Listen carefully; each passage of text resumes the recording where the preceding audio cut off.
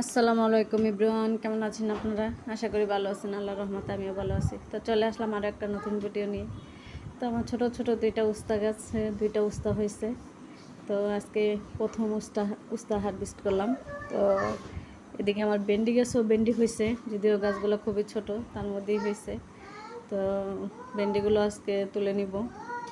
কয়েকটা ভেন্ডি নরম আছে আর কয়েকটা ভেন্ডি একটু শক্ত হয়ে গেছে, কিন্তু একটা দুইটা ভেন্ডি দিয়ে আসলে কিছু করা যায় না। তো আজকে যেহেতু 5-6টা হয়েছিল, তো ভাবলাম যে নিয়ে যাই গাছের ভেন্ডি, নষ্ট করে তো লাভ নেই, একটু ভর্তা করে নেওয়া যাবে।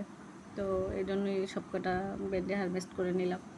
তো প্রথমবার ভেন্ডি গাছ লাগালাম ছাদ বাগানে, আর ভেন্ডিগুলো তুলে নিলাম। আর এদিকে দেখেন আমার মরিচ গাছে মাশাআল্লাহ মরিচগুলো পেকে আছে। তো আজকে কিছু মরিচও তুলে নিলাম।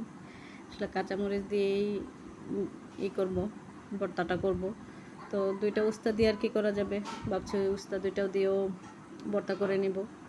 এদিকে এই তো দেখেন মাশাআল্লাহ। আর হচ্ছে আমার বেগুন গাছে মাশাআল্লাহ বেশ কিছু বেগুন হয়েছে। আজকে বেগুনগুলো হারভেস্ট করে নিচ্ছি। কিছু বেগুন আসলে পোকাও নষ্ট করে ফেলছে, দেখিয়ে নেই, ভাবছিলাম বড় হইব, এখন তুলতে গিয়ে দেখি বেগুনগুলা পোকা হয়ে গেছে।